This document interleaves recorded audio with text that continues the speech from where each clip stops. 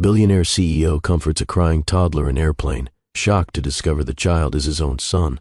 Garrett, I didn't expect to see you here. The woman's voice trembled, her arms wrapped protectively around a sobbing 3-year-old with sandy blonde hair and hazel eyes that looked impossibly familiar. The billionaire CEO stared at her, his breath catching in his throat. Paige. 4 years. 4 years since she'd vanished from his life without a trace. And now here she was on a flight to Boston, with a child who had his exact eye color, his jawline, his everything. How old is he? Garrett heard himself ask, though his voice sounded like it was coming from underwater. 3.5. Paige's whispered response hung in the air between them like a confession. The math was instant, brutal, undeniable. 3.5 years ago was exactly when they'd had their last night together. Right before the fight that ended everything. Right before he'd said unforgivable things and she'd walked out of his penthouse with nothing but a duffel bag and tear-stained cheeks. The little boy hiccuped, his crying momentarily forgotten as he sensed the tension crackling between the adults. He turned those hazel eyes up to Garrett, and the world stopped spinning. Is he mine? The question came out as barely more than a breath. Paige's eyes filled with tears. Yes, this is Oliver, and he's your son. In that moment, standing in the cramped aisle of an airplane at 30,000 feet, Garrett. Brennan's entire life shattered and rebuilt itself in the space of a single heartbeat. Everything he'd spent 4 years building, all the success and power and wealth, suddenly meant absolutely nothing compared to the crying child in front of him. A child he'd never known existed. A son he'd missed 3.5 years of life with. And this is where our story truly begins. 3 hours earlier, Garrett had been a different man, or perhaps he'd been the same man he'd always been since Paige left. Hollow, successful, alone. He'd settled into his first-class seat with the mechanical efficiency of someone who'd flown this route hundreds of times. New York to Boston, a quick hop for a meeting that would probably net his company another few million. Numbers on a spreadsheet. Another trophy for the wall. The flight attendant had greeted him by name, as they always did. Mr. Brennan, so lovely to have you with us again. Can I bring you your usual? Sparkling water, no ice, slice of lime. He'd nodded without really seeing her. His attention was already on his phone, the endless stream of emails and notifications that defined his existence. A text from his executive assistant Margot. The Tokyo office needs your approval on the Yamada contract. Conference call with London moved to 6 a.m. your time tomorrow. The Charity Gala Committee is requesting your presence at Thursday's planning meeting. Garrett had scrolled through it all with practiced detachment. 34 years old, and he'd built an empire. Healthcare technology that revolutionized patient care across 3 continents. A company valued at just over $8 billion. His face on the covers of Fortune and Bloomberg Businessweek. The youngest self-made billionaire in the medical tech sector. And yet, as the plane's engines hummed to life and the cabin lights dimmed, for takeoff, Garrett felt the familiar emptiness settle over him like a fog. What was any of it for? Who was he building this empire for? The questions had haunted him for 4 years, ever since the night he'd destroyed the only real thing he'd ever had. He'd tried to push the thoughts away, reaching for his noise-canceling headphones. This was his routine. Work during the flight, block out the world, stay focused on what he could control. But then he heard it, a child's cry. Not the typical fussing of a tired toddler or the whining of a bored kid kicking the seat in front of them. This was different. This cry had a quality to it that pierced straight through Garrett's carefully constructed walls. It was the sound of genuine distress, of a small person completely, overwhelmed and desperately needing comfort they weren't getting. Garrett tried to ignore it. He had important work to do. A $47 million acquisition closing in Seattle that needed his review. But the crying continued, growing more desperate, more heartbreaking with each passing second. He lasted exactly 90 seconds before he gave up trying to concentrate. The spreadsheet in front of him blurred. The numbers meant nothing. All he could hear was that child, 3 rows back, sobbing like their heart was breaking. Have you ever heard a sound that stopped you in your tracks? A cry so raw and desperate that ignoring it felt physically impossible. That's what this was for Garrett. And he couldn't explain why, but something about that particular cry reached into his chest and squeezed. With a frustrated sigh that was more directed at himself than anyone else, Garrett unbuckled his seatbelt and stood. Several passengers in first class glanced up with mild curiosity. A few of them recognized him. He saw the double takes, the whispered conversations. That's Garrett Brennan, the tech billionaire. What's he doing? Garrett ignored them all. He made his way down the narrow aisle toward economy class, following the sound of the crying child like a beacon. With each step, his heart rate increased. Why was he doing this? This wasn't like him. He didn't involve himself in other people's problems.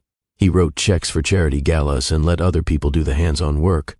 Getting personally involved wasn't his style, but something pulled him forward anyway.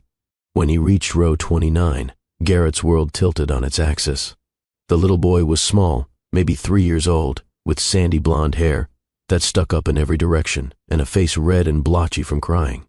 He clutched a worn stuffed rabbit to his chest, his small body shaking with sobs. But it was the child's eyes that made Garrett's breath catch.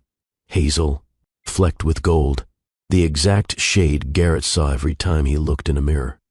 And then the woman beside the child turned around. Time stopped. Paige Henley. 4 years. 4 years since Garrett had last seen her face. 4 years since she'd walked out of his life, and he'd been too stubborn and too proud, and too consumed with clearing his name to go after her until it was too late. 4 years of searching, of hiring investigators, of calling every mutual friend they'd had. 4 years of finding nothing, as if she'd simply vanished from the earth. And here she was, on a random Tuesday afternoon flight from New York to Boston, with a crying child who had Garrett's eyes. The recognition was mutual and instantaneous. Paige's face went pale. Her hand instinctively moved to rest protectively on the child's shoulder. Her lips parted, but no sound came out. She looked like she'd seen a ghost, or maybe like she was staring at her worst nightmare coming true. Garrett. She finally managed to whisper his name, and the sound of it in her voice after all this time hit him like a physical blow. I didn't expect to see you here. The understatement of the century. Garrett's mind was racing, trying to process what he was seeing, trying to make sense of the impossible. Paige. Here. With a child who looked like him.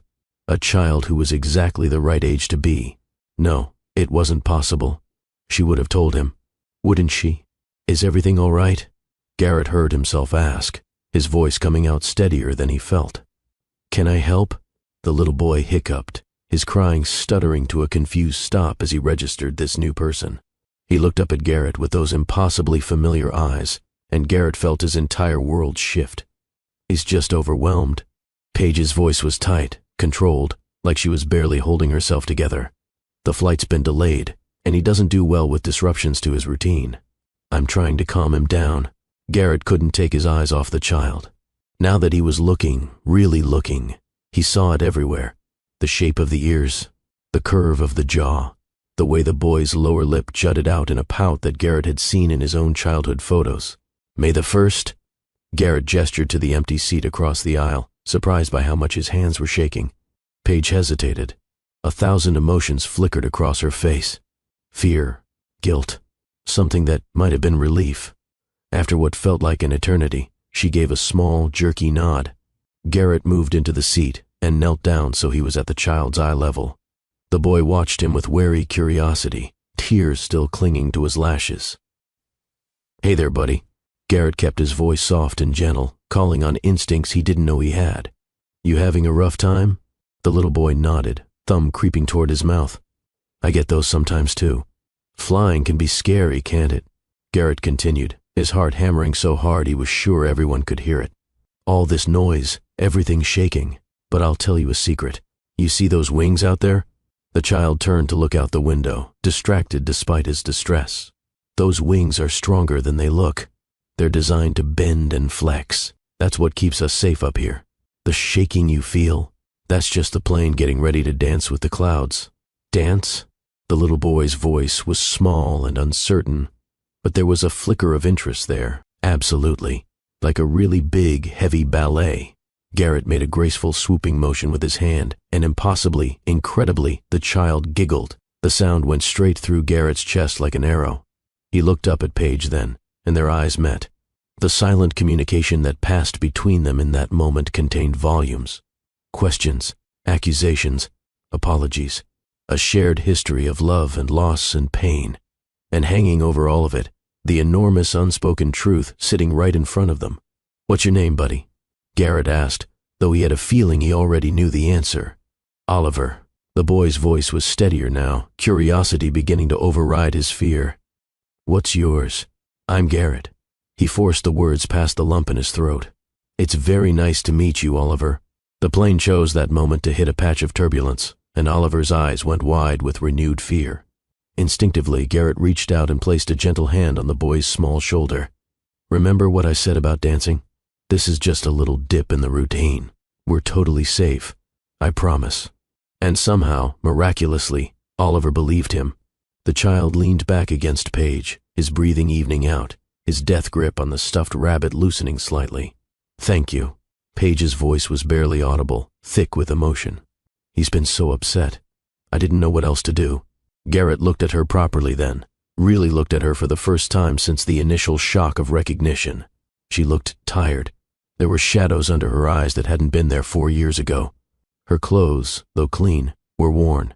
The woman he'd known in Chicago had been full of light and laughter and dreams. This Paige looked like someone who'd been carrying the weight of the world alone for far too long. How old is he? Garrett asked the question quietly, even though he already knew what the answer would be. Even though the answer would change everything. Paige's hands trembled as they smoothed Oliver's hair. 3.5. The confirmation hit Garrett like a freight train. 3.5 years. Which meant Oliver was conceived right around the time of their last night together. The night before the fight that ended everything. The night before Garrett's father's former business partner leaked fabricated accusations to the press and Garrett's entire world imploded. The night before he'd accused Paige of betraying him, of using him, of never really loving him at all. The night before she'd left and never come back. Garrett did the math again, hoping for a different answer. But there was no other possibility. This child, this beautiful little boy with Garrett's eyes and Garrett's stubborn chin, was his son.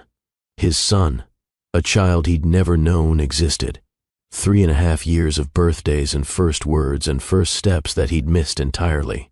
The emotions that crashed over him were too big, too overwhelming to process. Shock, disbelief, anger at Paige for not telling him, anger at himself for creating a situation where she'd felt she couldn't tell him, joy at discovering he had a son, grief for all the time he'd lost, fear about what came next, love, instant, fierce, protective love for this small person he'd only just met. We need to talk. The words came out rougher than Garrett intended. I know. Paige's voice was small, defeated. After we land, I'm staying with a friend in Cambridge. We can talk then. She reached into her worn handbag and pulled out an old business card, the kind she used to hand out when she was studying to be a nurse practitioner. But the nursing school information was crossed out, and a new address was scribbled on the back in her familiar handwriting. Their fingers brushed as Garrett took the card, and the contact sent electricity shooting up his arm. Paige felt it too. He saw her sharp intake of breath, the way her eyes widened slightly before she looked away. Oliver had calmed down completely now, fascinated by the way Garrett's watch caught the light. Can I see? He asked with the unself-conscious boldness of a 3-year-old. Garrett unclasped the watch without hesitation. It was a Patek Philippe, worth more than most people's cars, but none of that mattered. He handed it to his son and watched as Oliver examined it with serious concentration. It's shiny, Oliver announced, tilting it back and forth. Why does it tick? That's how it counts the seconds. Every tick is 1 second passing. Garrett found himself smiling despite the emotional chaos raging inside him.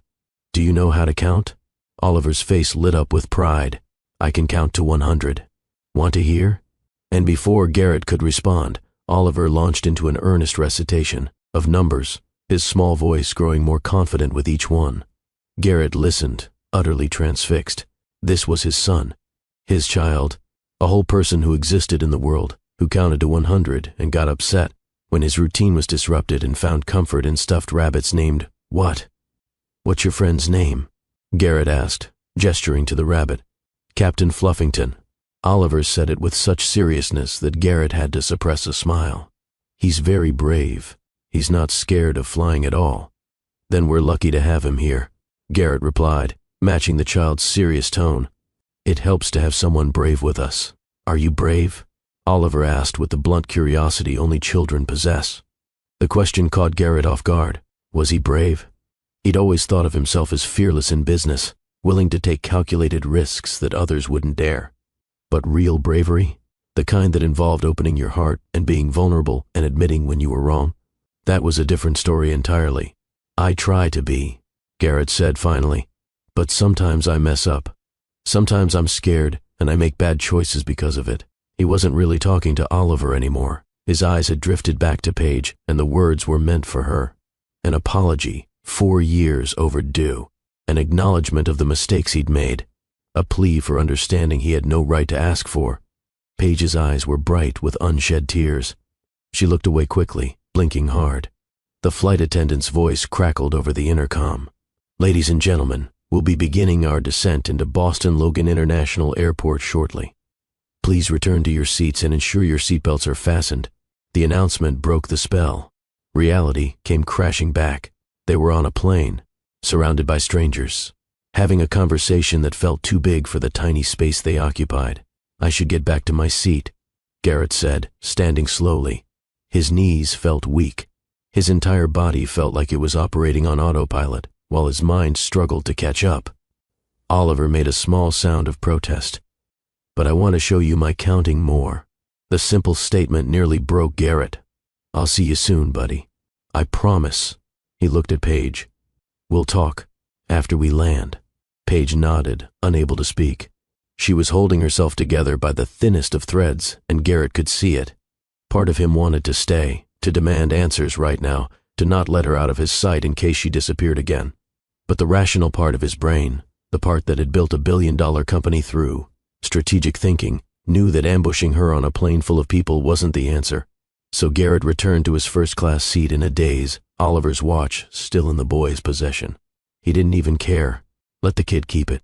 Let him have anything he wanted. Garrett would give him the world if he could. If Paige would let him. The remaining minutes of the flight passed in a blur. Garrett stared unseeing at his phone screen, his mind replaying every moment of the encounter. The way Oliver's hand had felt so small in his. The sound of the boy's giggle. The fear in Paige's eyes. The address written on the back of that card, now clutched in Garrett's hand like a lifeline. His phone buzzed with an incoming message from Margot. "Just confirming you'll be at the office by 3 for the Hendricks meeting. They're flying in from San Francisco specifically to see you." Garrett stared at the message for a long moment. Then he typed out a reply that would have been unthinkable just an hour ago. "Cancel it. Cancel everything for the next 2 weeks. Something's come up. Family emergency." The response was almost immediate. "Family emergency? Sir, are you all right? Do you need me to arrange anything? I'll explain later. Just clear my schedule. Everything." He could practically feel Margot's shock through the phone. In all the years she'd worked for him, Garrett had never canceled a meeting. He'd conducted business calls from hospital beds and airport lounges. And once, memorably, from the back of a taxi stuck in Mumbai traffic. Work always came first. Always. But not anymore. Because 3 rows behind him sat a little boy named Oliver, who had Garrett's eyes and Garrett's stubborn chin, and absolutely no idea that his whole world was about to change. And next to Oliver sat the woman Garrett had never stopped loving, the woman who'd been raising their son alone while Garrett built his empire of glass and steel and empty achievements. The plane touched down with a slight bump. Passengers around Garrett immediately reached for their phones, unbuckling seatbelts, even as the fastened seatbelt sign was still illuminated. Garrett sat motionless, trying to formulate a plan. What did he say to Paige? How did he even begin to navigate this situation? He'd negotiated billion-dollar deals and faced down hostile boardrooms, but nothing in his life had prepared him for this. As the plane taxied to the gate, Garrett pulled up his photo gallery. He scrolled back, past recent business dinners and charity events, back 4 years to the before times. There, a photo from the night they'd met at that fundraising gala. Paige in an emerald dress she'd borrowed from her. Roommate, laughing at something Garrett had said, her eyes bright with intelligence and humor and life. He scrolled further.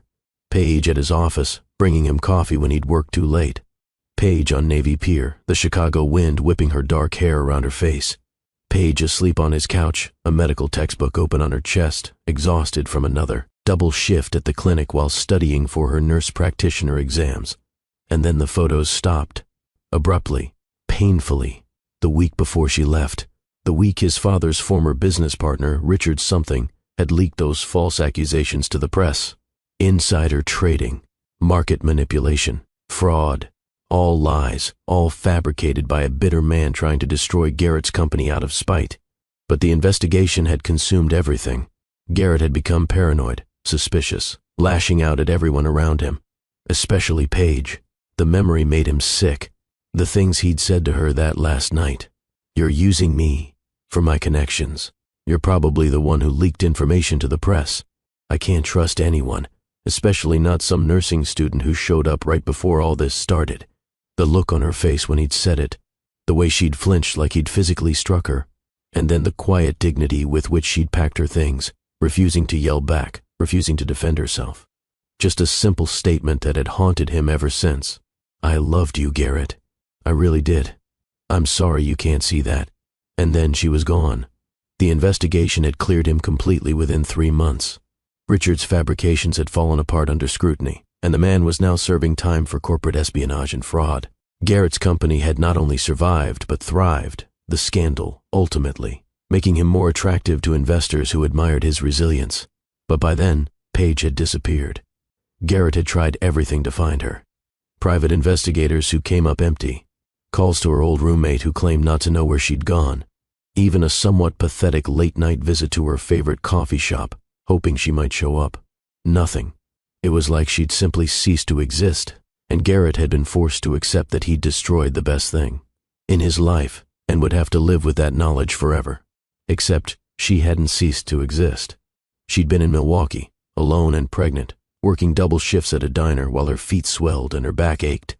She'd been in labor for 16 hours with no one to hold her hand. She'd been raising their son, navigating an autism diagnosis, fighting with insurance companies, moving from city to city chasing programs and support she couldn't afford. All while Garrett had been building his empire and telling himself that success was enough.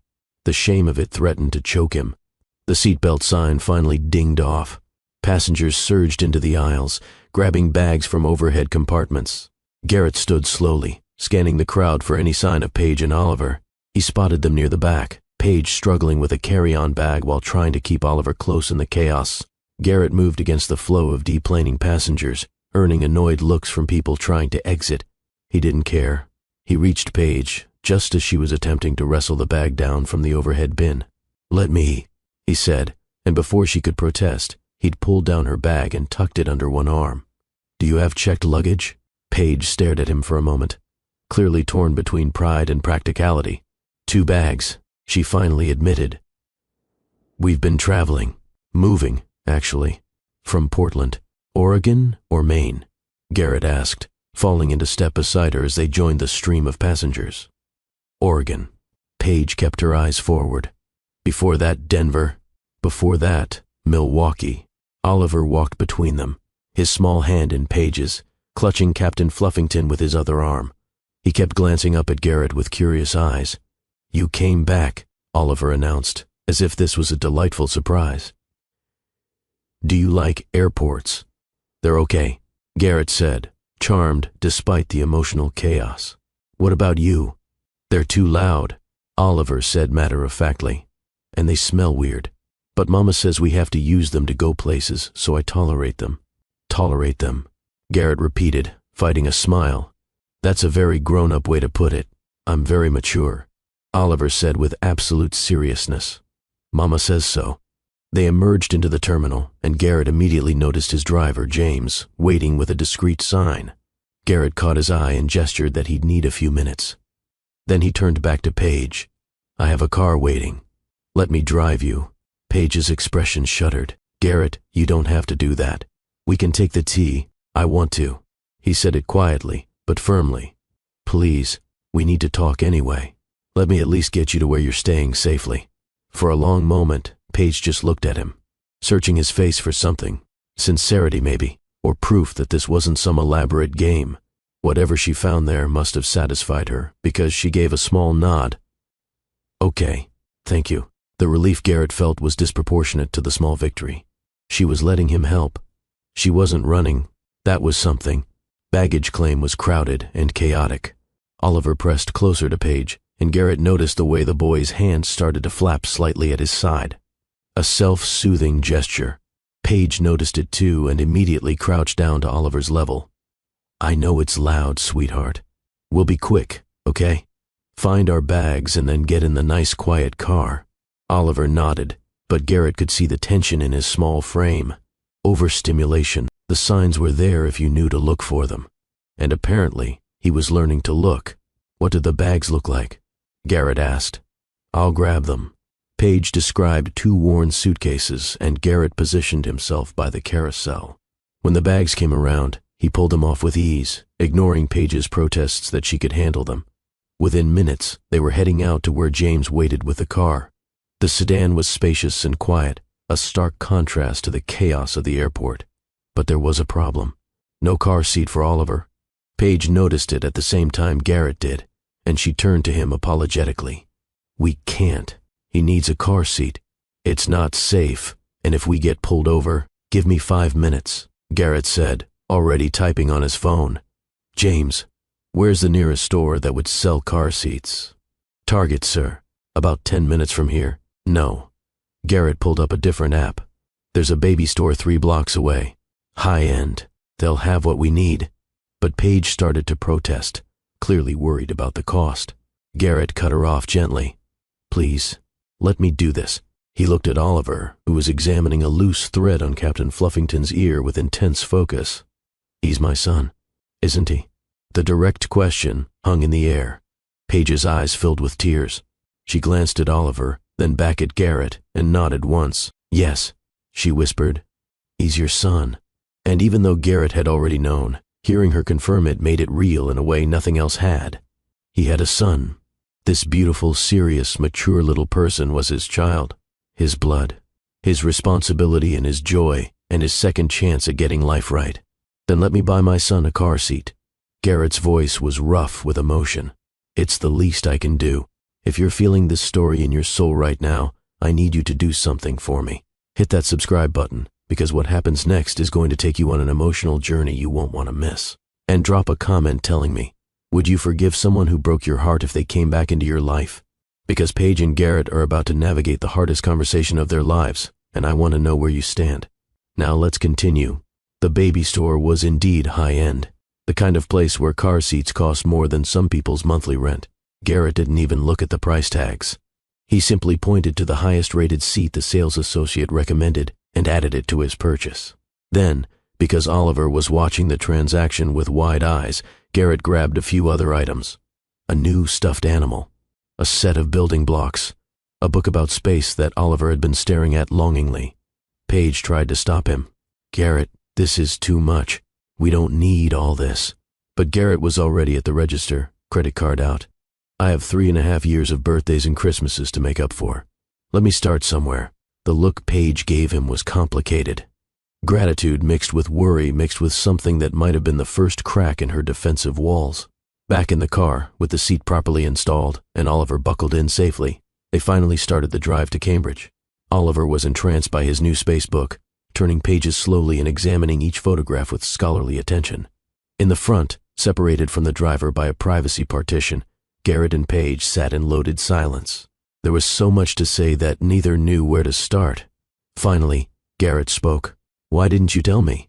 It wasn't an accusation. Just a question.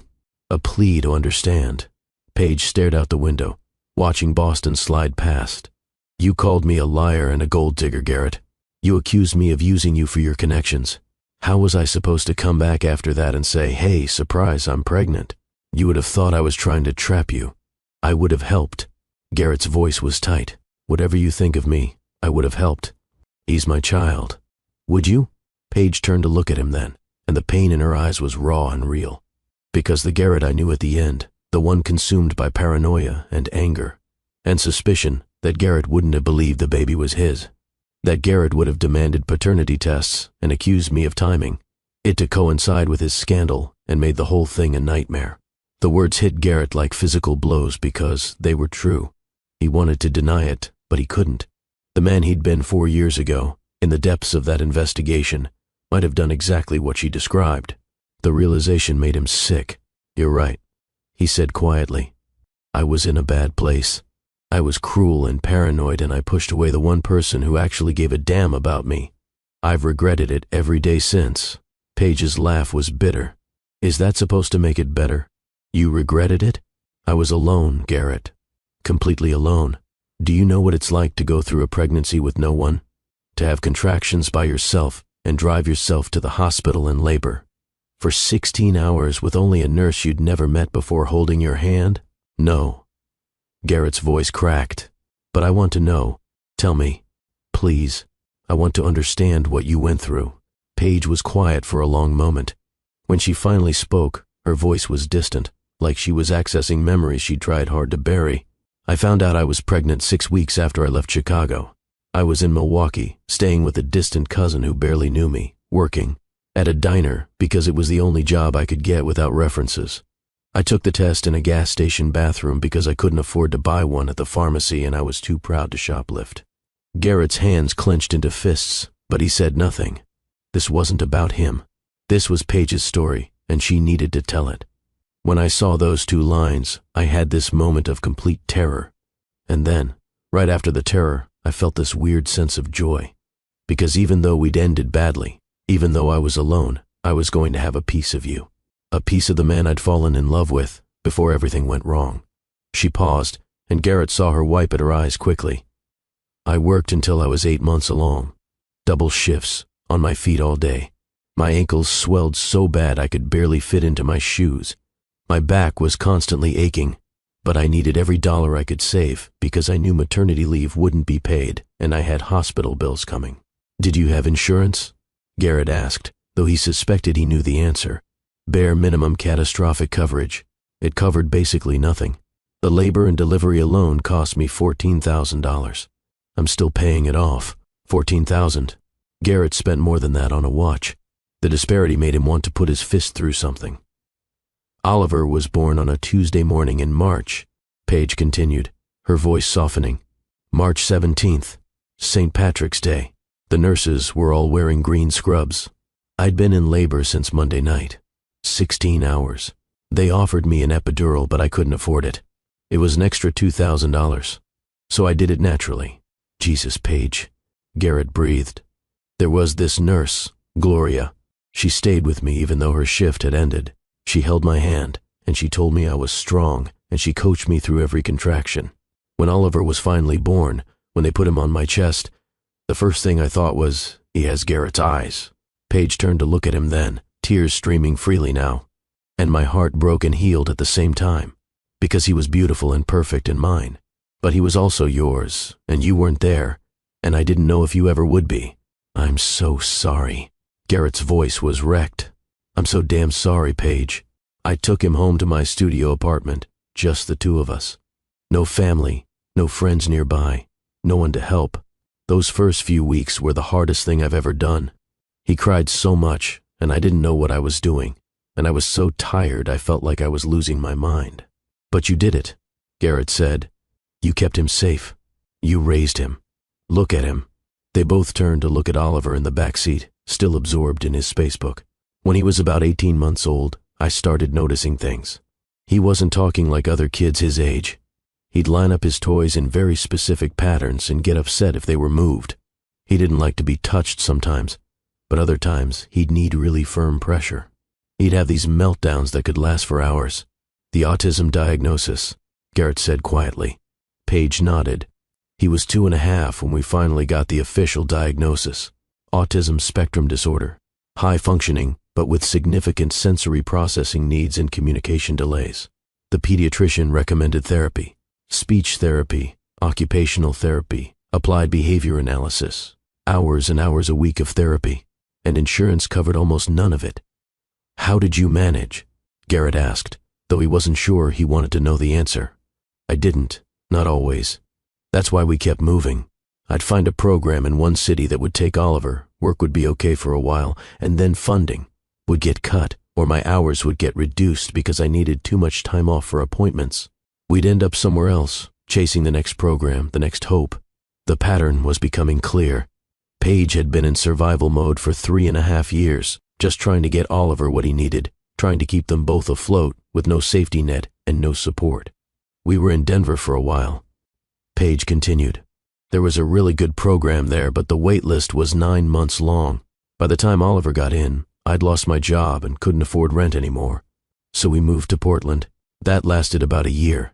But then Oliver needed some medical tests. The bills piled up, and here we are, in Boston, starting over again. Why Boston? Garrett asked. My old mentor from nursing school, Ronnie, lives here. She offered us a place to stay while I get on my feet. There's a program at Mass General that might take Oliver. And there are jobs here, more opportunities than Portland. The car pulled up to a modest apartment building in a quiet Cambridge neighborhood. It was clean and respectable, but worlds away from the luxury Garrett inhabited.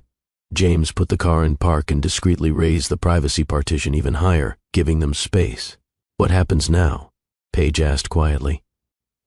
Why are you here, Garrett? What do you want? I want to be his father. The answer came without hesitation. I want to know him. I want to be part of his life. And if you'll let me, I want to help. With therapy, with medical bills, with whatever you need. I don't need to be rescued.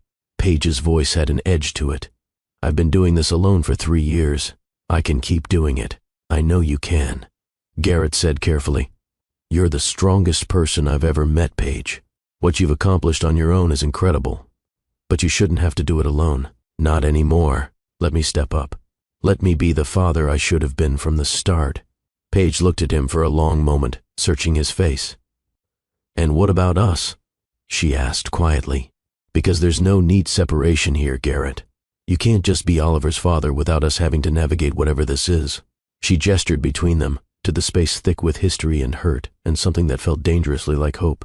I don't know what this is, Garrett admitted, but I know I never stopped thinking about you. I know I searched for you for months after you left. I know that seeing you today felt like someone finally turned the lights back on after 4 years of stumbling around in the dark. Paige's breath hitched, but before she could respond, Oliver piped up from the back seat. Mama, I have to pee. The mundane interruption broke the tension. Paige laughed, a watery sound, and wiped her eyes. Okay, baby, let's get inside. She looked at Garrett. Do you want to come up? Meet Ronnie? I can't promise she'll be nice to you. She's very protective. I'll take my chances. Garrett said. They gathered their bags and Oliver's new treasures and headed into the building. It was a walk up, 3 flights of narrow stairs. Garrett carried both suitcases, ignoring Paige's protests. Oliver climbed the stairs carefully, counting each one aloud. 1, 2, 3, 4, 5. His little voice echoed in the stairwell. 17, 18, 19, 20. How many stairs are there total? Garrett asked. 42. Oliver announced proudly when they reached the top. That's a composite number. It has lots of factors. Do you know all about numbers? Garrett asked, charmed. Numbers are my favorite. Oliver said seriously. They always make sense. They reached apartment 3B, and Paige pulled out her keys. Before she could unlock the door, it swung open. The woman standing there was in her early 60s, with steel-gray hair and sharp eyes that immediately fixed on Garrett with the intensity of a protective mother bear evaluating a threat. Ronnie, Paige said. This is Garrett, Oliver's father. Ronnie's eyebrows shot up so fast they nearly disappeared into her hairline. Well, she said slowly, this is unexpected. She stepped aside to let them in, but her gaze never left Garrett. He could practically feel her taking his measure, cataloging his expensive clothes and assessing whether he was worthy of the woman and child she'd clearly adopted as family. The apartment was small but warmly decorated. There were plants on every available surface, bookshelves crammed with medical, texts and novels and children's drawings taped to the refrigerator. It felt lived in, loved, a home. Oliver immediately made a beeline for the bathroom, his need urgent. Paige followed to help him, leaving Garrett alone with Ronnie. So, Ronnie crossed her arms. You're the billionaire CEO. Word travels fast. Garrett said mildly. Paige told me about you years ago. What you meant to her. What you said to her. Ronnie's tone made it clear she hadn't forgotten or forgiven. And now you show up out of nowhere because of a chance encounter on a plane? I didn't know about Oliver. Garrett met her gaze steadily. If I had known, I would have been there from the beginning. Would you? Ronnie challenged. Or would you have done exactly what Paige feared? Demanded paternity tests, accused her of trying to trap you, made her life hell? The question hit hard because it was exactly what Paige had said in the car, and Garrett couldn't honestly say she was wrong. The man I was 4 years ago might have done that. He admitted, I was in a bad place, paranoid, angry at the world. I said unforgivable things to Paige and I've regretted them every day since. But I'm not that man anymore. Ronnie studied him for a long, uncomfortable moment. Then we'll see, won't we? Because if you hurt either of them, if you let that little boy start to count on you and then you disappear back to your billion-dollar life, you'll answer to me. Understood, Garrett said simply. The bathroom door opened and Oliver emerged, chattering about the shapes he'd seen in the soap bubbles. Paige followed, drying her hands on a towel, and stopped short at the sight of Garrett and Ronnie facing off in the living room. Everyone playing nice? She asked with forced lightness. We're getting acquainted, Ronnie said. She turned to Oliver. Hey kiddo, I got those cereal bars you like. They're in the kitchen. Oliver's face lit up and he scampered toward the kitchen. Paige watched him go, then turned back to Garrett. You don't have to stay, she said quietly. I know you probably have meetings or things to do. We're fine here. I cleared my schedule, Garrett said. For the next 2 weeks. Everything. I'm here as long as you'll let me be. The shock on both women's faces was almost comical. You cleared your schedule? Paige repeated. You never clear your schedule. You once took a conference call from the emergency room. That was before. Garrett said simply. Before I knew I had a son. Priorities change. Ronnie made a thoughtful sound in her throat, then excused herself to her bedroom, leaving Paige and Garrett alone in the small living room. What do you want from us, Garrett? Paige asked, her voice barely above a whisper. Really? I want to know my son, Garrett said. I want to learn everything about him. What makes him laugh, what scares him, what he dreams about. I want to be there for doctor's appointments and bedtime stories and playground visits. I want him to know that he has a father who loves him. He paused, then continued, his voice rougher. And I want a chance to prove to you that I'm not the man who hurt you. I want to earn back your trust, even though I know I don't deserve it. I want to be the person you thought I was before everything fell apart. Paige's eyes filled with tears again. I don't know if I can do this. The thought of letting you in, of trusting you again, terrifies me. I know, Garrett said, and I'm not asking for all of it at once. Just let me start. Let me come back tomorrow. Let me spend time with Oliver. We can figure out the rest as we go. From the kitchen, Oliver called out, Mama, can Garrett stay for dinner? Both adults looked toward the kitchen, then back at each other. Please, Garrett asked softly. Let me stay for dinner.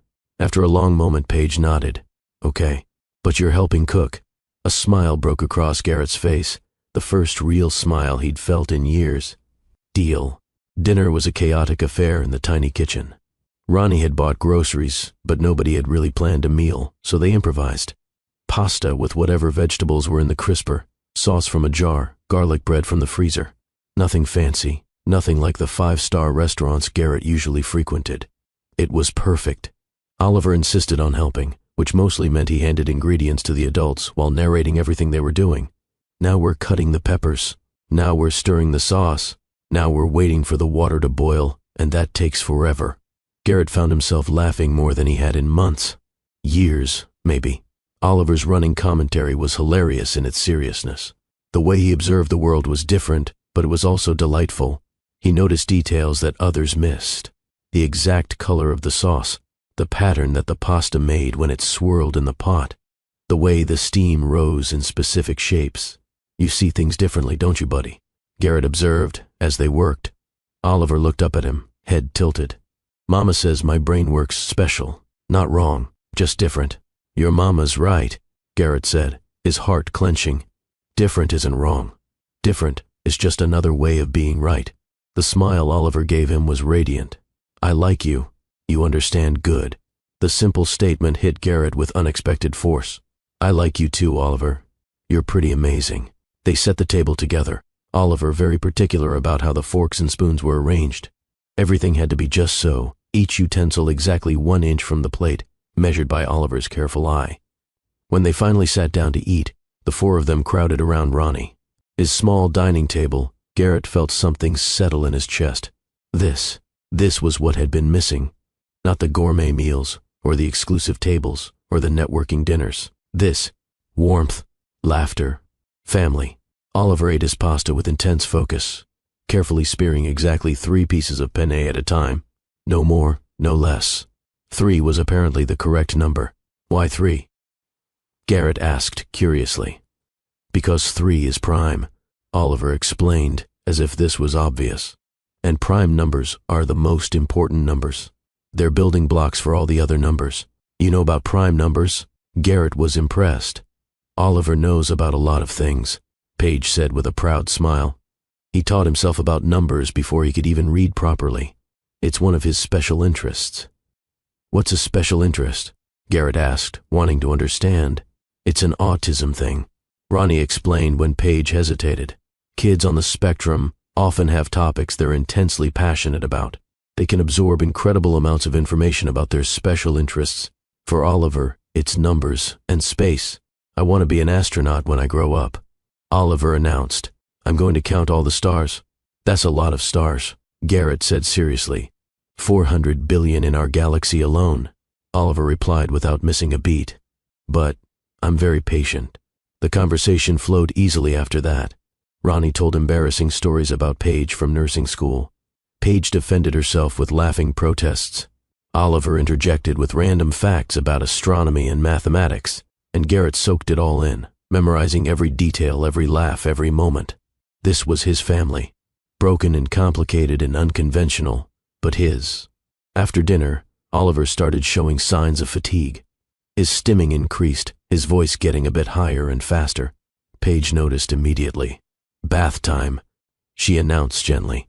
Come on, sweetheart. Can Garrett help? Oliver asked, and the question made everyone pause. Paige looked at Garrett, uncertainty in her eyes. This was a big step. Bath time was intimate, routine, sacred. Letting Garrett into this space meant trusting him with something precious. If that's okay with your mama, Garrett said carefully. I'd like to help, if you want me to. Paige studied him for another long moment, then nodded slowly. Okay, but we have a very specific routine, Oliver. We need to explain it to Garrett so he knows how to help properly. Oliver took his new teaching responsibility very seriously. As they moved to the small bathroom, he explained every step of the process. The water has to be exactly this warm. Not hot, not cold. Warm like this. And the bubbles have to be spread all the way around, not just in one spot. And Captain Fluffington has to sit right here on the edge of the tub where I can see him. Garrett listened attentively, making mental notes. This wasn't just about a bath. This was about Oliver's need for consistency and routine, his way of making the world feel safe and predictable. The bath itself was accompanied by Oliver's constant narration. Now I'm washing my arm. Now I'm washing my other arm. Now I'm making a bubble beard like Santa Claus. Garrett helped rinse Oliver's hair, careful to follow the exact method Paige demonstrated. No water in the eyes. Rinse from front to back. Use exactly this much shampoo, no more.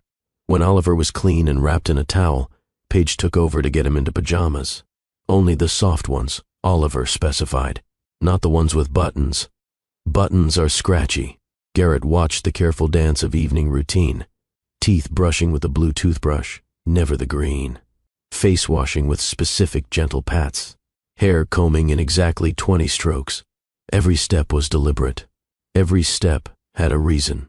And Garrett realized this wasn't Paige being overindulgent or controlling. This was her giving Oliver the structure he needed to feel secure, in a world that often felt too loud, too bright, too overwhelming. Finally, Oliver was ready for bed. His small bedroom was carefully organized. Toys in specific places. Books arranged by size. A nightlight that cast stars on the ceiling. Story time, Oliver announced, climbing into his twin bed. He looked at Garrett hopefully. Will you read to me? Garrett's throat tightened. I'd love to. What story do you want? Oliver handed him a well-worn copy of Goodnight Moon. Garrett took the book with reverent hands. This felt like a test, like Oliver was offering him something precious and seeing what Garrett would do with it. He settled on the edge of Oliver's bed and began to read. His voice was soft, gentle, nothing like his usual boardroom authority. He pointed to the pictures as he read, the way he'd seen Paige do. He did silly voices for the cow jumping over the moon. Oliver giggled, a sound that went straight to Garrett's heart. That's funny. The cow can't really jump that high. It's pretend, Garrett explained. In stories, sometimes impossible things can happen. I like impossible things, Oliver said thoughtfully. Like maybe tomorrow, I'll be tall enough to reach the top shelf. That's impossible today, but maybe possible tomorrow. The simple wisdom of it struck Garrett. That's very smart. You're right. Impossible things can become possible. By the time he reached the last page, "Goodnight stars, goodnight air, goodnight noises everywhere," Oliver's eyes were heavy. He yawned, fighting sleep. Garrett set the book aside and pulled the blankets up to Oliver's chin, the way he'd seen Paige do. "Good night, buddy. Sleep well." Oliver's small hand shot out and grabbed Garrett's finger, holding on tight. "Will you come back tomorrow?" The trust in that grip, the hope in that question, nearly undid Garrett completely. "I promise. I'll come back tomorrow and every day after if you want me to. I want you to," Oliver mumbled, his eyes sliding shut. "You're nice. I think I want you to be my dad." Garrett couldn't speak. Tears were streaming down his face and he didn't even care. He just nodded, even though Oliver could no longer see him, and gently extracted his finger from the sleeping child's grip. In the hallway, Paige was waiting. She'd heard everything. Her own eyes were wet with tears. "He doesn't usually trust people that quickly," she whispered. "You must have made quite an impression." "He's incredible, Paige." Garrett's voice was rough.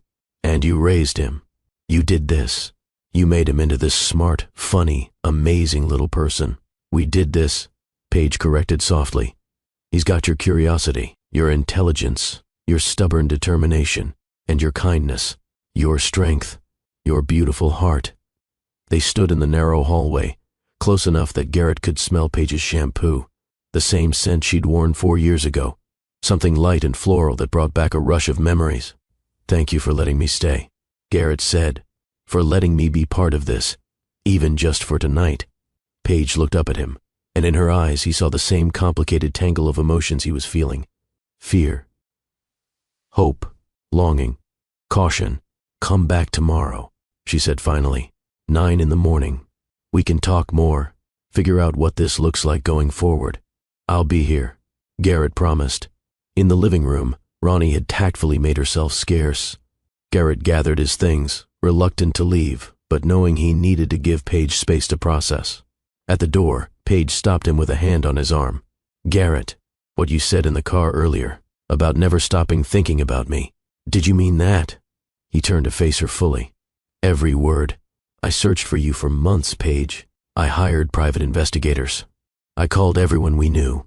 You vanished so completely it was like you'd never existed, and it drove me crazy because I knew it was my fault. I was in Milwaukee," she said quietly, "working under my middle name so you couldn't find me. I was scared, Garrett. Scared you'd take Oliver. Scared you'd make my life hell. Scared you'd want nothing to do with us. So I hid. I understand why. And I'm not angry. I just wish things had been different." "Me too." They stood there for another moment, the air thick with everything unsaid. Then Paige opened the door and Garrett forced himself to walk through it. "Tomorrow," she said. "Tomorrow," he agreed. The door closed softly behind him, and Garrett stood in the hallway for a long moment, trying to collect himself. His son. He had a son. A beautiful, brilliant, autistic son who liked prime numbers and wanted to count the stars. And the woman he'd never stopped loving was giving him a second chance to be part of their lives. Outside, James was waiting patiently with the car. As they drove toward Garrett's hotel, his phone buzzed incessantly. Margot with urgent questions about the canceled meetings. Board members wanting explanations. Partners confused about his sudden absence. Garrett ignored all of it. Instead, he pulled up his photos from earlier in the day. He'd snapped a few candid shots at dinner, with Paige's permission. Oliver carefully counting his pasta. Paige laughing at something Ronnie said. The three of them crowded around the small table. This was his life now, and he wouldn't trade it for anything. At the hotel, Garrett barely noticed a luxury suite or the sweeping views of Boston Harbor. He pulled out his laptop and began researching. Autism spectrum disorder, sensory processing needs, communication strategies, therapy options in Boston, the best programs, the best specialists. He made lists. Doctors to contact, programs to investigate, ways he could help without overstepping, questions to ask Paige about Oliver's specific needs. Around midnight, his phone rang. Margot, unable to contain her curiosity any longer. "Sir, I have to ask, is everything all right? You've never canceled meetings like this." "Everything's fine. Better than fine, actually," Garrett said. "I just need some time to deal with a personal matter. If you need anything, resources, assistance, anything at all. Actually, there is something. I need you to compile a list of the best autism specialists and therapy programs in the Boston area, and I need information on family law attorneys who specialize in paternity and custody cases." There was a pause. "Sir, is there something you need to tell me?" "I have a son, Margot. He's 3 years old. I just found out about him today." Another longer pause. Then Margot's voice came back, professional but warm. "Congratulations, Mr. Brennan. I'll have that information for you by morning." "Thank you. And Margot, this is private. I don't want any leaks to the press until I've had a chance to sort things out with his mother." "Understood completely. Your secret's safe with me." After hanging up, Garrett stood at the window, looking out at the city lights. Somewhere out there, in a modest Cambridge apartment, his son was sleeping, dreaming about stars and prime numbers, safe and loved because of the woman who'd raised him alone. Tomorrow, Garrett would start making amends. He'd show Paige that he'd changed. He'd prove he was worthy of being Oliver's father. And maybe, if he was very lucky, he'd earn back the love he'd thrown away 4 years ago. For now, though, he stood in the quiet of his hotel room and made a vow. Whatever it took, however long it took, he would be the father Oliver deserved. He would be the partner Paige could depend on. He would build a family from the broken pieces of their past. Because sometimes, Garrett thought as he finally climbed into bed, the greatest journeys begin with a single crying child on an airplane. And sometimes, the life you were meant to live finds you when you least expect it. Tomorrow couldn't come fast enough. Garrett sat frozen on that worn couch, Paige's words still echoing in the small living room. His hands had clenched and unclenched throughout her story, knuckles white one moment, trembling the next. Every detail she shared, every struggle she described, every night she cried alone, every bill she couldn't pay, every moment of fear that she was failing Oliver. It all landed on him like physical blows. She'd carried their son alone. While he'd been closing deals and appearing on magazine covers and building an empire, he told himself mattered. She'd been in labor for 16 hours with no one holding her hand except a kind nurse named Gloria. While he'd been accepting awards and giving keynote speeches about innovation and success, she'd been working double shifts at a diner with swollen feet and an aching back, pregnant with his child. The shame was crushing. "I should have been there." The words formed in his throat, raw and desperate. He'd thought them 100 times during her story, but now he needed to say them out loud. "I should have been there. For all of it." Paige looked at him, her eyes still wet, her face exhausted from reliving those years. She opened her mouth to respond, but the words he'd been holding back came pouring out. "I'm so sorry." Garrett's voice cracked. "God, Paige, I'm so sorry. For what I said that night, for not trusting you, for not fighting harder to find you. For every single moment you struggled alone because I was too proud and too broken and too angry to see what I was losing." She swallowed hard, arms wrapped around herself like she was holding her own pieces together. "You have to understand something." Garrett leaned forward, desperate for her to hear him, to believe him. The investigation into those insider trading accusations had proved everything was fabricated. My father's former business partner made it all up to destroy me. There was never any leak from my team. You never betrayed me. I accused you of things that weren't even real. He ran his hands through his hair, the gesture so raw and frustrated that it made him look younger, more vulnerable. And by the time I found out the truth, you were gone. I hired private investigators. I called everyone we knew. I drove to Milwaukee because someone thought they'd seen you there, but you'd already moved on. You covered your tracks well. I had to." Paige's voice was barely a whisper. "I was terrified you'd try to take him from me. Or worse, that you wouldn't want him at all." The pain in her words gutted him. "I would have wanted him." Garrett's voice turned fierce. "I would have been there for every doctor's appointment, every late-night feeding, every first. I would have held your hand through labor. I would have been there when he was diagnosed. I would have fought beside you for every therapy session and every insurance approval and every single thing you had to do alone." He paused, chest heaving with emotion. "But I don't get to rewrite that history. I don't get to go back and be the man you needed then. All I can do is be the man you both need now." Paige wiped her eyes with the back of her hand, mascara smudged, looking more beautiful to him in that moment than she ever had in emerald gowns at charity galas. "You've built this incredible empire, Garrett. Your company is worth billions. You have responsibilities to shareholders, to employees, to people all over the world. You can't just walk away from that to play house with us. Watch me." The words came out simple, direct, absolute. She blinked at him. "Paige, I have spent 4 years building an empire, and you know what? None of it matters. None of it means anything if I don't have this." He gestured between them, toward the hallway where Oliver slept. "You asked me once what I was working so hard for, what the end game was. I didn't have an answer then, but I do now. What's the answer? This. You, him, family, connection, love. The things I can't buy or negotiate or acquire through mergers. The things I lost because I was too stupid to hold on to them." Before Paige could respond, a small voice interrupted from the hallway. "I'm thirsty." They both turned to see Oliver standing there in his dinosaur pajamas, teddy bear dragging on the floor, hair sticking up in every direction. His eyes were sleepy and confused, picking up on the adult tension even if he didn't understand it. Paige immediately shifted into mom mode, wiping her face and standing. "Come here, baby. I'll get you some water." But Oliver's gaze had fixed on Garrett. His small face scrunched up in thought, processing something. Why is everyone sad? The question was so direct, so innocent, that it stopped both adults in their tracks. Garrett looked at Paige for guidance. She nodded slightly, giving him permission to answer. He got down on one knee so he was at Oliver's level, something he'd learned today that the boy responded to. "We're not sad, buddy. We're actually happy. Sometimes grown-ups cry when they're happy too. That's weird." Oliver's nose wrinkled. Why would happy make water come out of your eyes? Garrett couldn't help but smile through his own emotion. You know how sometimes when you see something really beautiful, like the stars we talked about, you get a big feeling in your chest? Oliver nodded solemnly, like when I saw the constellation Orion for the first time and it made my tummy feel funny. Exactly like that. Well, your mom and I were talking about big feelings. Good feelings, but big ones. And sometimes they're so big, they have to come out as tears. Oliver seemed to accept this explanation. He walked closer to Garrett, stopping just a foot away.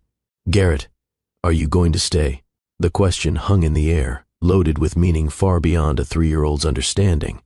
Paige held her breath.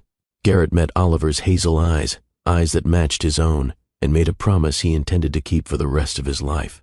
"Yes, I'm going to stay. If that's okay with you and your mom, I'm going to stay for a very long time." Oliver's face broke into a smile. "Good, because I like you. You're good at reading stories and building towers, and you don't get mad when I need things to be exactly right." Garrett's throat tightened with emotion. "I like you too, buddy. So much. Can I show you something?" Oliver was already grabbing Garrett's hand, tugging him toward his room. Paige started to intervene. "Ollie, it's late. You need to go back to bed." But Oliver was determined. "It's important, Mama. I need to show Garrett my special rock collection. He says they're boring, but they're not. Each one is different." Garrett glanced at Paige, who sighed with the fond exasperation of a parent who knew when to pick her battles. 5 minutes. Then back to bed. Deal? Deal. Oliver was already pulling Garrett down the hallway. In Oliver's small room, the boy knelt by a shoebox under his bed and carefully pulled it out. Inside were dozens of rocks, each one apparently special in ways only Oliver could see. "This one is granite." Oliver held up a speckled gray stone. "It has 3 different minerals in it. Quartz, feldspar, and mica. See the sparkly parts?" Garrett took the rock, examining it with genuine interest. "I do see them. How did you learn all this?" "Library books. And videos. I like learning about rocks because they're old. This one might be millions of years old. Older than me. Older than you. Older than Mama. Older than dinosaurs, maybe." "That's incredible." Garrett turned the rock over in his palm. "And you have a whole collection?" For the next several minutes, Oliver showed him rock after rock, each with its own story and classification. Sedimentary, igneous, metamorphic. He knew terms that most adults didn't know. rattling them off with the passionate precision that Garrett was learning was characteristic of his son. Paige appeared in the doorway, leaning against the frame, watching them. The sight of Garrett sitting cross-legged on the floor, completely absorbed in their son's rock lecture, made something in her chest crack open. This was what she'd imagined years ago when she first discovered she was pregnant. This exact scene, a father and son bonding over something small and specific and meaningful. She'd mourned this moment 1,000 times, convinced it would never happen. And here it was, unfolding in front of her. Okay, rock scientist. She finally interrupted gently. Time to put the collection away and get back to sleep. Oliver looked like he wanted to protest, but a yawn overtook him. Okay, Mama. He carefully placed each rock back in the shoebox, counting them under his breath to make sure all 23 were accounted for. Then he climbed back into bed, pulling Captain Fluffington close. Garrett stood, unsure if he should stay or go. Will you be here in the morning? Oliver asked, eyes already drooping. The question made Garrett's heart stutter. He looked at Paige. If your mom says it's okay, yes, I'll be here. Paige nodded. He'll be here.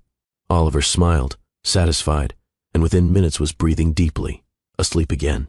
They tiptoed out, leaving the door cracked exactly 2 inches, which Paige explained was Oliver's preference. Too closed and he felt trapped. Too open and too much light came in. In the living room, Ronnie had emerged from her bedroom, somehow sensing the heavy conversation had passed. She took one look at both their faces and made herself scarce again with a quiet, "I'll see you in the morning," but her expression told Garrett she'd be watching him closely. The apartment settled into nighttime quiet. Somewhere outside, a car alarm went off and stopped. A neighbor's television murmured through the thin walls. Normal sounds of normal life, the kind Garrett had been insulated from in his penthouse for so long. Paige sat back down on the couch, exhausted. Garrett joined her, leaving respectful space between them. "Thank you," she said quietly, "for tonight, for listening to all of that, for being so good with him. You don't need to thank me for being part of my son's life, Paige." She turned to look at him. "He's really yours, you know, not just biologically. He has your intensity, your focus. When he's interested in something, he dives in completely. That's all you." Garrett felt a swell of pride he'd never experienced with any business achievement. "But he has your strength, your resilience. The way he adapts to challenges, that's you." They sat in the weight of that observation. "I want to help," Garrett said carefully. "With everything. Medical bills, therapy costs, a better apartment if you want one, Oliver's education, whatever you both need." Paige's shoulders tensed. "I don't want to be someone you feel obligated to rescue." "Is that what you think this is?" Garrett shifted to face her more fully. "Paige, seeing you on that plane today, finding out about Oliver, it's like someone finally turned the lights on after 4 years of stumbling around in the dark. I'm not here out of obligation. I'm here because I never stopped loving you." The words were out before he could call them back. Paige's breath caught. "Garrett, don't say things you don't mean." "I mean it." He held her gaze, willing her to see the truth. 4 years. I dated other people. I tried to move on. I told myself you were just a chapter I needed to close. But I never stopped thinking about you. Never stopped wondering where you were, if you were happy, if you ever thought about me. Tears spilled down her cheeks again. "I thought about you every day. Every time I looked at Oliver and saw your eyes looking back at me. Every time he did something brilliant and I wanted to tell you. Every time I struggled and wished you were there. I'm here now." Garrett reached out slowly, giving her time to pull away, and took her hand. "And I know I don't deserve another chance. I know I said unforgivable things. But if there's even a possibility that we could try again, that you could, let me prove I've changed. I'll spend every day showing you I'm worth it." She looked down at their joined hands. "I'm terrified. What if we try and it falls apart again? What if Oliver gets attached to you and you decide this life is too hard, too complicated? Then we fail together." Garrett squeezed her hand gently. "But I don't think we will. I'm not the same man I was 4 years ago. I've spent every day since you left regretting my pride, my paranoia, my inability to trust. I've been in therapy. I've worked on myself. And now I have the greatest motivation in the world to be better. What's that? That little boy sleeping down the hall, and the woman in front of me who raised him into someone extraordinary." Paige's walls were crumbling. Garrett could see it in the way her grip on his hand tightened, in the way she leaned slightly toward him instead of away. "I can't promise this will be easy," she said, voice trembling. "Oliver's needs are complex. I'm still figuring out how to be the parent he deserves. Some days are really hard, meltdowns that last for hours, routines that can't be broken without consequences, therapy appointments and doctor visits and school meetings. It's not glamorous. I don't want glamorous. I want real. I want this. And you and I," she continued, "we have so much to work through, so much hurt and mistrust. We can't just pretend the past didn't happen. I know. We'll work through it. Therapy, conversation, whatever it takes. Day by day, day by day," she repeated, testing the words. "So where do we start?" Garrett asked, hope flickering in his chest. Paige was quiet for a moment, thinking. "Tomorrow. You come back tomorrow. We figure out what this looks like, how you fit into Oliver's routines, how we navigate being in each other's lives again. No grand gestures, no trying to fix everything at once. Just small steps. I can do small steps." Garrett would have agreed to anything. "For as long as you'll let me." She studied his face, searching for something. Whatever she found must have satisfied her because she nodded slowly. "Okay. Tomorrow." They sat in comfortable silence for a few minutes, still holding hands, both processing the enormity of what was happening between them. Finally, Garrett checked his watch. It was nearly midnight. "I should go. Let you get some rest." Paige walked him to the door. In the narrow entryway, they stood close, closer than they'd been all evening. "Thank you," Paige said again, "for showing up for him today. On the plane here, with his rocks and his routines. You're a natural with him. He's easy to love." Garrett's voice was soft. The words hung between them, layered with meaning. Paige reached up, and for a moment Garrett thought she might pull away. Instead, she cupped his face with one hand, studying him like she was memorizing his features. Then she leaned in and pressed a gentle kiss to his cheek. Warm, lingering, full of possibility. When she pulled back, her eyes were bright with unshed tears. "Good night, Garrett." "Good night, Paige." He stepped into the hallway, then turned back. "I'll be here tomorrow. I promise." "I know." And for the first time since the plane, she smiled. A real smile that reached her eyes. She closed the door softly, and Garrett stood in the hallway for a long moment, heart pounding, that kiss still warm on his skin. As he made his way down the stairs and out to his waiting car, the city night stretching before him, Garrett pulled out his phone. 47 missed calls, over 100 emails, his assistant wondering if he was okay. He ignored all of them and opened a new note instead. "Things to learn," he typed. Oliver's routines, autism resources, more about rocks and minerals, children's books, acquire better selection, how to build the perfect block tower 17 blocks high, how to earn back Paige's trust, how to be a father. He paused, then added one more line. How to be the man they both deserve. The car pulled away from the curb, but Garrett kept looking back at the modest brick building where his entire world now lived. Inside one of those glowing windows, his son slept with his rock collection and his dinosaur pajamas. And a woman who'd given him a second chance he'd never deserved was probably crying or smiling or both. For the first time in 4 years, Garrett Brennan felt like he was driving towards something instead of away from it. If you believe in second chances, if you've ever hoped that broken things can be mended, you need to stay with this story. Hit that subscribe button right now because what happens next is going to test this fragile new family in ways they never imagined. The road ahead isn't easy. There will be struggles, setbacks, moments where everything hangs in the balance. But there will also be beautiful, ordinary moments of connection that prove love is built in the small details. Drop a comment and tell me, do you think Paige is right to give Garrett another chance? Or is she setting herself up for heartbreak? I want to hear your honest thoughts. Now let's see what happens when Garrett shows up the next morning. The morning sun filtered through the apartment windows, painting everything in shades of gold and hope. Garrett stood outside the building at exactly 9:45, 15 minutes earlier than the 10 o'clock arrival time Paige had suggested.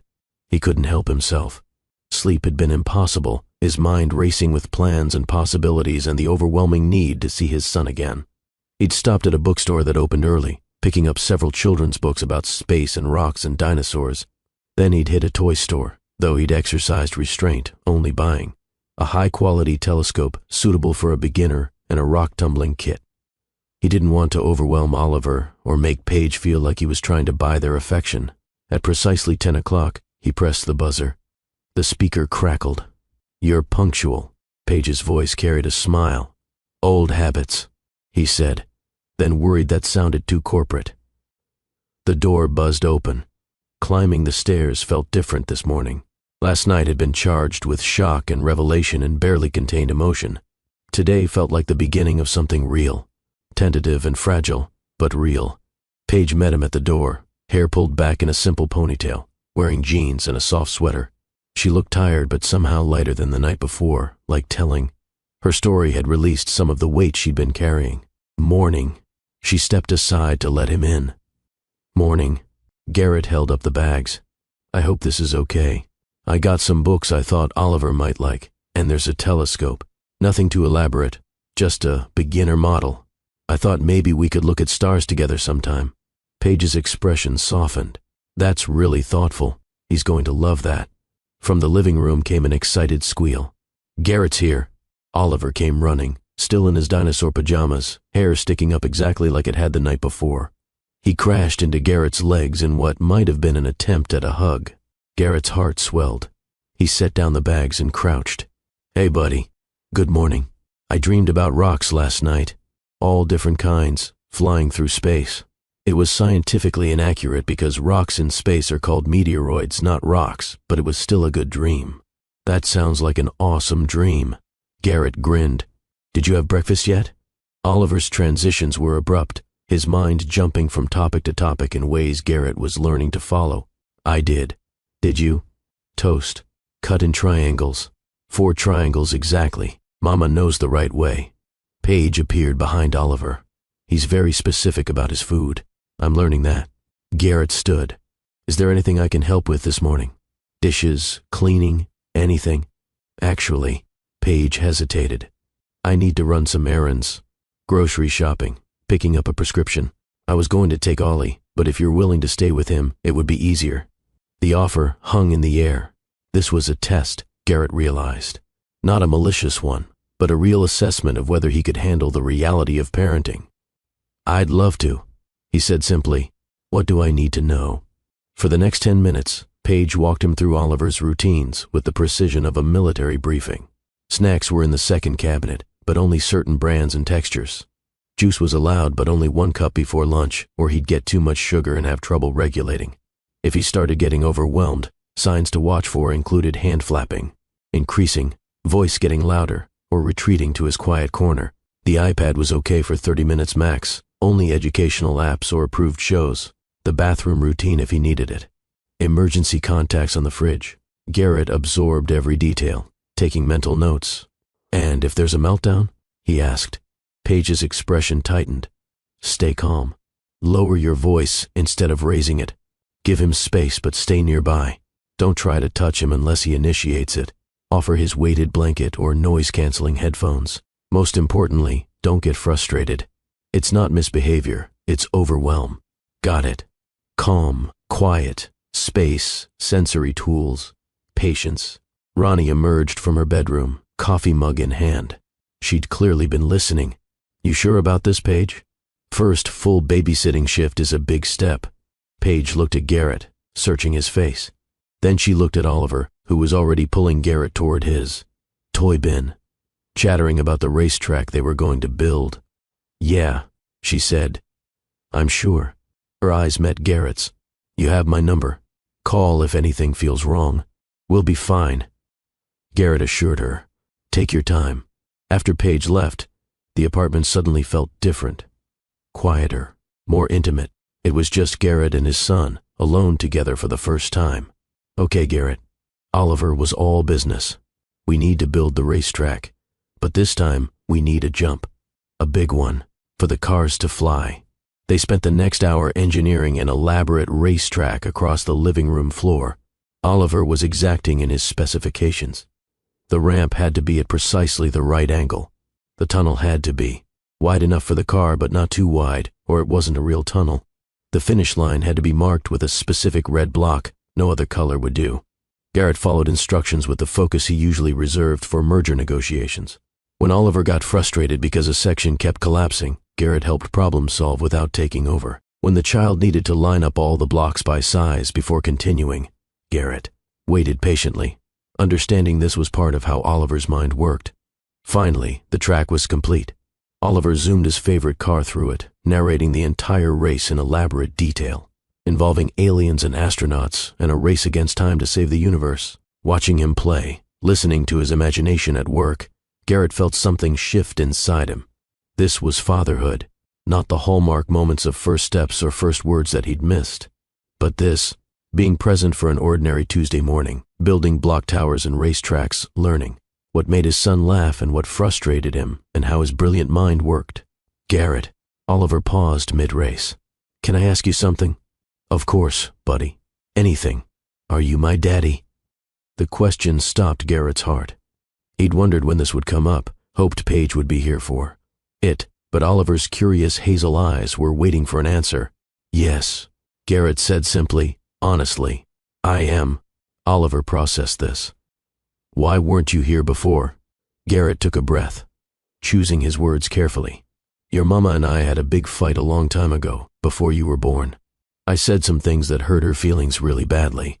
She went away, and I didn't know about you. But now I do know, and I want to be here for you, if that's okay with you. So, you didn't know about me? No. But I wish I had. I would have been here from the very beginning. Oliver nodded slowly. Mama says sometimes people make mistakes, but they can still be good people if they try to fix the mistakes. Your mama is very wise. Are you trying to fix your mistake? Every single day. Garrett's voice was thick with emotion. Oliver seemed satisfied with this answer. Okay. Do you like macaroni and cheese? The abrupt topic change made Garrett smile. I do. Good. Because it's my favorite food, and if you're my daddy, you should like it too. Then it's my favorite food now too. They returned to the racetrack, but something had shifted. Oliver sat closer to Garrett now. At one point he absently leaned against Garrett's arm while explaining the aerodynamics of how the car could jump the ramp. The casual physical affection, given so unconsciously, made Garrett's eyes sting with tears he barely held back. When Paige returned an hour later, laden with grocery bags, she stopped in the doorway. The living room was a disaster zone of blocks and cars and two males completely absorbed in their imaginary space race. Mama, look. Oliver jumped up. We built the best track ever. And Garrett says macaroni and cheese is his favorite too. Paige's eyes found Garrett's over Oliver's head. How did it go? Her expression asked. Perfect. His replied. While Oliver demonstrated the track for his mother, Garrett helped bring in groceries. In the kitchen, Paige unpacked while he found places for items, learning the geography of their small space. He asked me if I was his daddy, Garrett said quietly. Paige's hands stilled. What did you say? I said yes. I hope that was okay. I tried to explain in a way he'd understand. About our fight, about me not knowing. He seemed to accept it. She nodded slowly. That's good. I'm glad he asked you directly. Ollie's like that. When he wants to know something, he just asks.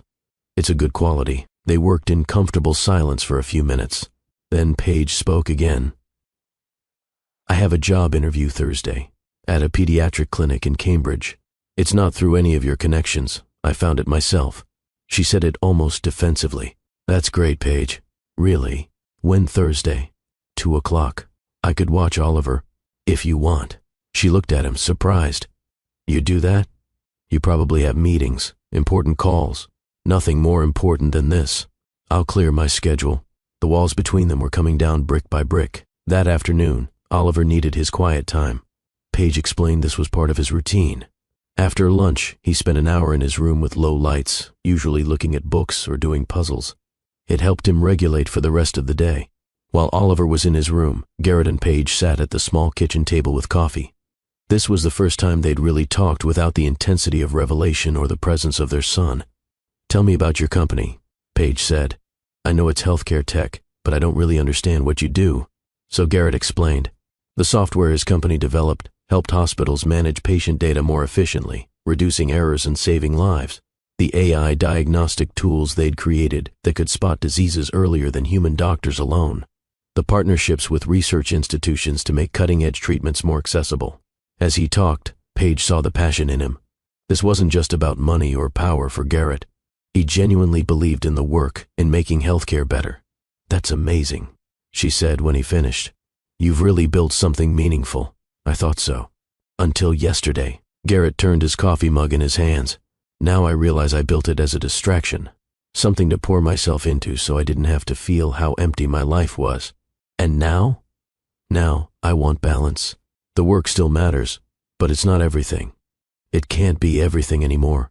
Paige reached across the table, covering his hand with hers. "I don't want you to give up everything you've built, Garrett.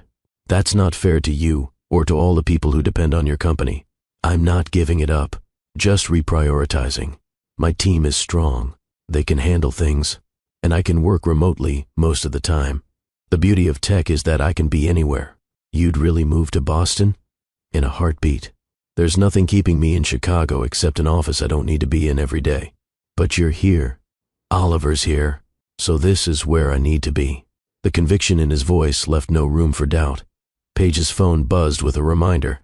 She glanced at it and sighed. "Oliver has occupational therapy at 4. I should probably get him ready." "Can I come?" Garrett asked. "To the therapy session? I'd like to understand more about how to help him." Paige looked touched. "They usually don't allow people in the session itself, but you can watch through the window. And his therapist, Monica, she's great. She could probably talk to you after. I'd appreciate that." An hour later, they were in a cheerful therapy center filled with colorful equipment. Oliver greeted his therapist, Monica, with enthusiasm. She was a warm woman in her 30s who clearly had a wonderful rapport with him. Through a viewing window, Garrett watched his son work.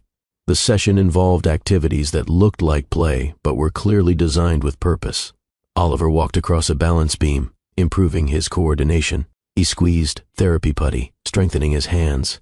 He sorted objects by texture, working on sensory processing. What struck Garrett was how hard Oliver worked. His little face was serious with concentration as he tried to button a shirt, something that was clearly difficult for him. When he succeeded, Monica's praise was genuine and Oliver's smile was radiant. "He's amazing," Garrett murmured. Beside him, Paige watched with the practiced eye of a mother who'd attended hundreds of these sessions. "He's come so far. When he started therapy at 2, he couldn't tolerate certain textures at all. Now look at him." After the session, Monica came out to meet Garrett. Paige had clearly called ahead to explain the situation because Monica showed no surprise. "You must be Oliver's father." She shook his hand. "He's a wonderful kid. So smart, so determined. Can you help me understand his challenges better?" Garrett asked. "I want to support him properly." Monica sat with them for 20 minutes, explaining autism in clear, compassionate terms. She talked about sensory processing differences, about how Oliver's brain filtered information differently than neurotypical brains, about the importance of routine and predictability, about his incredible strengths, his pattern recognition and memory and logical thinking. "The best thing you can do is accept him exactly as he is," Monica said. "Don't try to make him fit a neurotypical mold. Work with his natural wiring, not against it. And be patient. Some days will be harder than others." Garrett absorbed every word, asking thoughtful questions, taking mental notes. On the drive home, Oliver fell asleep in his car seat, exhausted from therapy. In the front, Garrett drove while Paige navigated. "Thank you for today," Paige said quietly. "For staying with him this morning. For coming to therapy. For caring enough to learn. Of course I care. He's my son. A lot of men wouldn't step up like this, especially with the challenges. Some men would run. I'm not running." Garrett glanced at her. "I'm all in, Paige. Whatever that looks like." She believed him. That was the surprising part. After all the years of hurt and distance, seeing him with Oliver, seeing how he listened and learned and tried, she actually believed him. The next few days fell into a rhythm. Garrett arrived every morning at 10. Sometimes Paige had errands or job interviews and he'd watch Oliver alone. Sometimes all 3 of them spent the day together, going to parks or museums or just hanging around the apartment.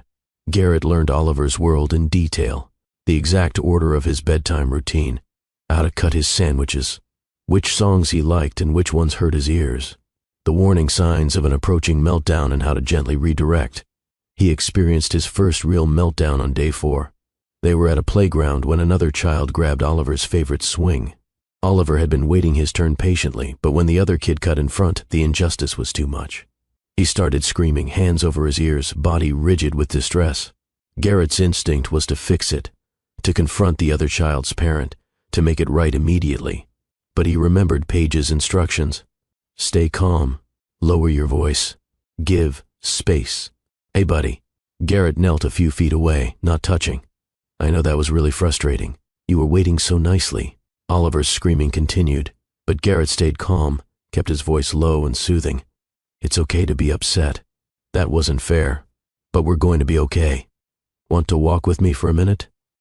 Get away from all these people. After several long minutes, Oliver's screaming reduced to crying. He allowed Garrett to lead him to a quieter corner of the park. Garrett offered his water bottle. Oliver took it with shaking hands. That kid took my swing. The words came out broken between sobs. I know. That was wrong of him. You were waiting your turn. Nobody follows the rules. It's not fair. You're right. It's not fair. And it's okay to be mad about that. They sat on a bench away from the playground, Oliver gradually calming. Garrett didn't try to cheer him up or distract him. He just sat with him in the feeling, letting him process. When Paige found them 20 minutes later, having given them space, Oliver was calm again, showing Garrett interesting leaves he'd collected. That night, after Oliver was in bed, Paige brought it up. Ronnie texted me about the playground. She'd been there with them, watching from a distance. She said you handled the meltdown perfectly. I just did what you told me. A lot of people can't stay calm like that. They take it personally, or they get embarrassed by the public scene. You just focused on what Oliver needed. What else would I do? Garrett seemed genuinely confused. He was hurting. Nothing else mattered. Paige's eyes filled with tears.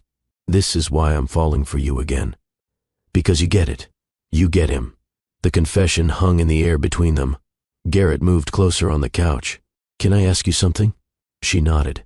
Are we doing this? Really doing this? Because I need to know what I'm allowed to hope for here. What do you want to hope for?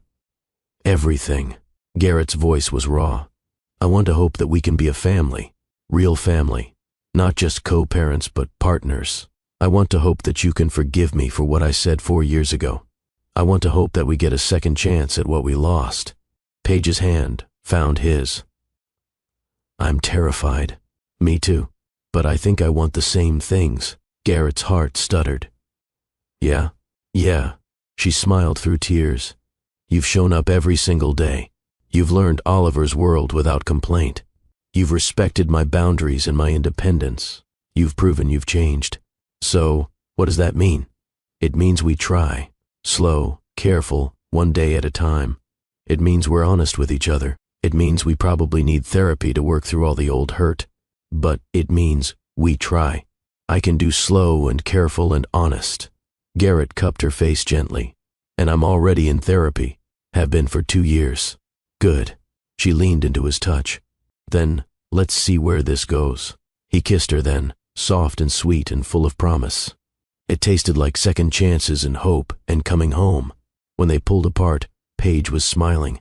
One day at a time. One day at a time. Garrett agreed. Across town, in his empty hotel suite, Garrett's phone had been buzzing non-stop for days. His board of directors wanted meetings. His CFO had concerns about his absence. The Seattle acquisition was stalling without his direct involvement. That night, Garrett finally addressed it. He set up a video conference with his executive team and made an announcement that shocked them all. I'm relocating to Boston, effective immediately. I'll maintain my CEO position, but I'm restructuring my role. Day-to-day operations will be handled by the executive team with my oversight. I'll be available remotely, and I'll fly in for critical meetings, but I won't be in the office daily anymore. The reaction was mixed. Confusion, concern, some resentment. I know this is unexpected, Garrett continued, but I recently learned I have a 3-year-old son I didn't know existed. He and his mother live in Boston. My family is my priority now. The company will continue to thrive. We have brilliant people in every position, but I will no longer sacrifice my personal life for business. I did that once, and I lost everything that mattered. I won't make that mistake again. In the silence that followed, his CFO, Thomas, spoke up. We support you, Garrett. Family comes first. We'll make this work. Others nodded agreement. A few still looked skeptical, but that was fine. Garrett would prove this could work. After the call, he sat back, feeling lighter than he had in years. A text came through from Paige. "Ollie wants to know if you're coming for breakfast tomorrow.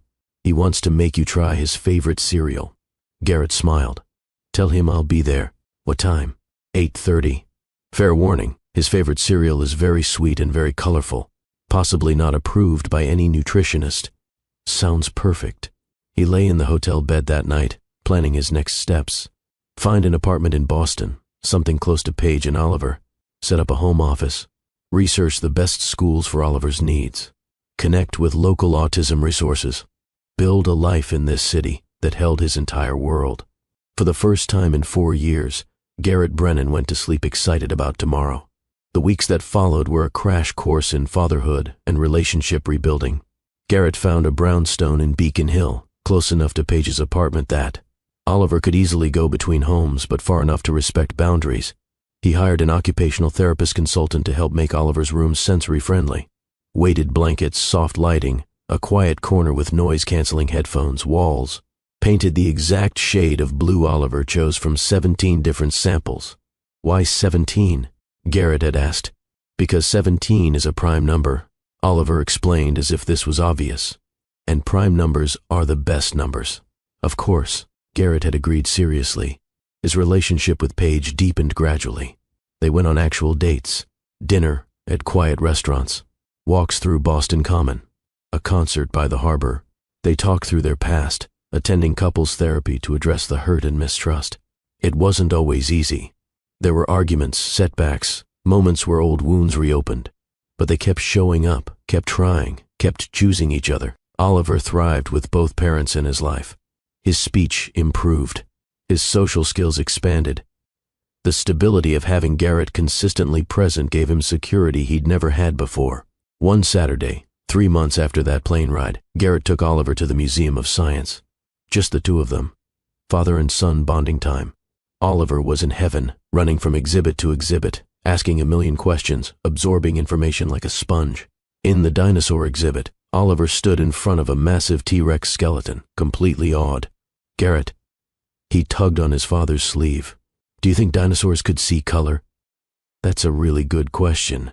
Scientists think some of them could, especially the ones related to modern birds. I like thinking about how they saw the world." Oliver's voice was thoughtful. "Everyone sees things different. My brain works different than yours, Mama says. But different isn't bad. It's just different. Your mama's right. Different is just different. And your different way of seeing things is pretty amazing."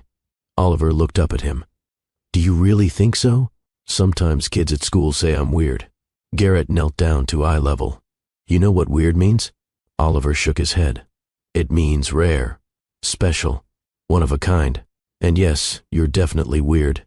But that's my favorite thing about you. You see patterns and numbers and details that other people miss. You think about dinosaur color vision. You care about getting things exactly right. That's not bad, buddy. That's brilliant." Oliver's smile could have lit up the entire museum. "I like being your son." Garrett's eyes stung with tears. "I like being your dad." They spent another hour at the museum before heading to meet Paige for lunch. Walking hand in hand through Boston streets, Oliver chattering about paleontology, Garrett felt a completeness he'd never experienced in any boardroom or on any magazine cover. This was success. At lunch, Paige noticed something different in both of them. Oliver was more animated than usual, and Garrett had a glow about him that went beyond happiness. "Good morning?" she asked, smiling. "The best," Garrett and Oliver said simultaneously, then laughed. After lunch, as they walked through the public garden, Oliver ran ahead to look at ducks. Garrett took Paige's hand. "I need to tell you something." Her expression turned cautious. "Okay. I love you.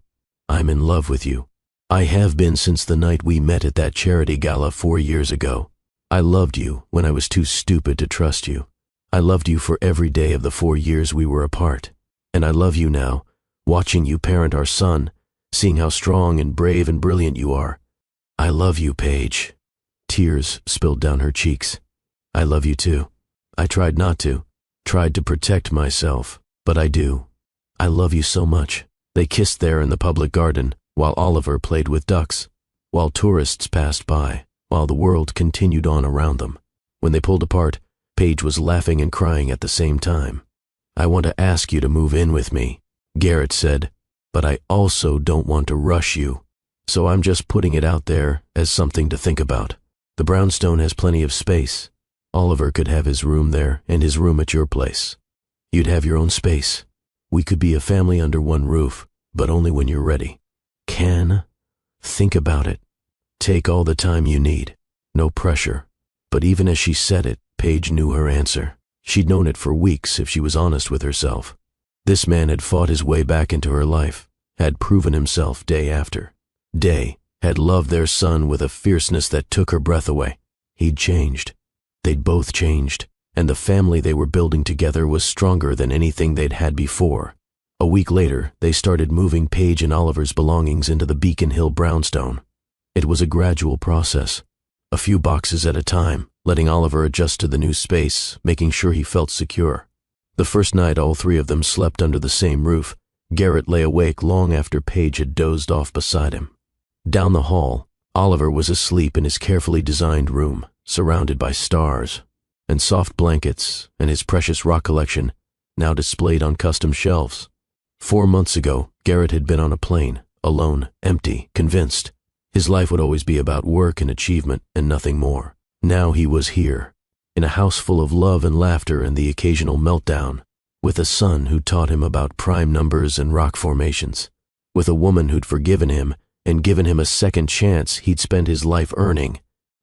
He thought about that crying child on the plane, how close he'd come to just putting on his headphones and ignoring it, how different his life would be if he had. Sometimes the greatest gifts come wrapped in the smallest moments. A child's cry, a chance encounter, a decision to stand up and see if you can help. Paige stirred beside him, reaching for his hand even in sleep. Garrett held on tight. This was his empire now, not the company or the money or the success. This, love, family, belonging, and it was worth more than everything else combined. Thank you for staying with this story. Thank you for believing in second chances and redemption and the power of showing up. If this touched your heart, I need you to share it. Send it to someone who needs hope, someone who thinks they've messed up too badly to fix things, someone who's raising a child alone and needs to know they're not invisible. Hit that subscribe button and join this community, because we tell stories about real love, real struggle, real victory. Drop a comment and tell me about a time someone gave you a second chance, or a time you gave one to someone else. I read every single comment, and your stories inspire the next videos I create. Most importantly, if you're someone who's fighting for your family right now, who's showing up day after day even when it's hard, I see you. You're doing amazing. Keep going. I'm Dr. Phillips, and I'll see you in the next story.